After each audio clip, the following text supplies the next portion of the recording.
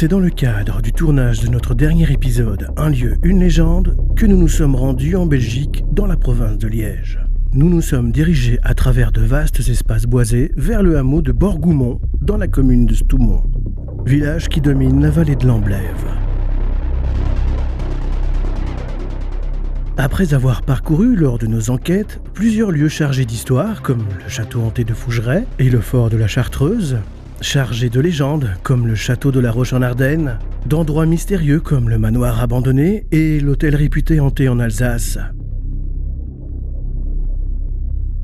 Nous sommes en route vers un site qui nous semble à première vue plus intrigant au niveau paranormal et une possible présence de défunts, un sanatorium. Un sanatorium est un établissement médical spécialisé dans le traitement des différentes formes de tuberculose. La tuberculose est une maladie infectieuse qui touche principalement les poumons, mais aussi d'autres organes comme le cerveau, les ganglions et les os. Cette maladie est provoquée par une bactérie, Mycobacterium tuberculosis ou le bacille de Koch. Elle s'avère très contagieuse car elle se transmet par voie aérienne. Au début du XXe siècle, la tuberculose fait des ravages. De nos jours, la médecine a fait d'énormes progrès, mais la maladie ne disparaît pas pour autant. On la retrouve particulièrement dans les populations comme l'Asie du Sud-Est et l'Afrique. Pour exemple, en 2018, 10 millions de personnes ont contracté la maladie. Le sanatorium de Borgoumont est érigé entre 1900 et 1903. Son directeur est Ernest Malzov. Le bâtiment a une superficie de 3500 m² et se trouve à 400 mètres d'altitude. Entre 1903 et 1941, cette résidence est plutôt synonyme de mouroir. En effet, la pénicilline n'est pas encore découverte, elle ne sera disponible à grande échelle mondiale qu'à la fin des années 40. Il est donc évident que peu de personnes ont survécu à l'époque, même si la discipline et l'hygiène étaient plus que vitales. L'imposante cheminée servait d'ailleurs à brûler les vêtements et les lits décontaminés pour éviter une propagation. Plus tard, après l'épisode monstrueux de cette épidémie, le sanatorium est reconverti en centre de revalidation et en maison de repos, pour être ensuite vendu en 2010 pour 1 € symbolique au CHR de Verviers par la province de Liège. Il sera utilisé durant 3 ans par Fait d'Asile, centre qui accueille les demandeurs d'asile. Depuis 2013, des rumeurs laissent croire que le bâtiment pourrait devenir un complexe d'appartements et de logements touristiques. Vu l'état des lieux déplorable et l'absence de présence d'éventuels travaux en 2020, on peut imaginer que le projet n'a pas abouti. Mais intéressons-nous à l'âme du lieu. Ce sanatorium est-il hanté ? La mémoire des murs est-elle omniprésente ? Nous savons que de nombreuses personnes y sont décédées dans la souffrance et privées de leurs proches et ont donc éventuellement laissé une empreinte.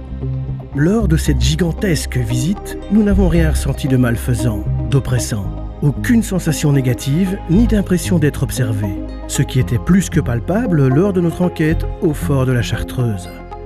Ce bâtiment est idéalement situé plein sud. Le soleil illumine l'entièreté du lieu. Nous sommes en pleine nature. La vue est majestueuse. Toutes les fenêtres ont été brisées, les pièces vandalisées et taguées. L'air se déplace de part et d'autre du bâtiment. Cela permet à l'énergie de circuler librement et de ne pas stagner. Si ce n'était pas le cas, cela pourrait vite devenir lourd dans ce genre de lieu avec un tel passif. Nous visitons donc le lieu avec une certaine sérénité.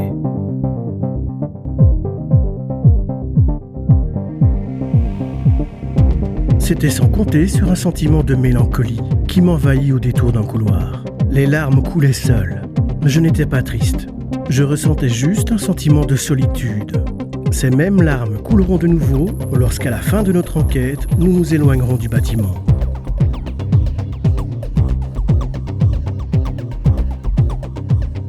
Vu la persistance de ce sentiment mélancolique, nous avons cette fois décidé d'utiliser le spiritisme et de procéder à une séance de planche Ouija.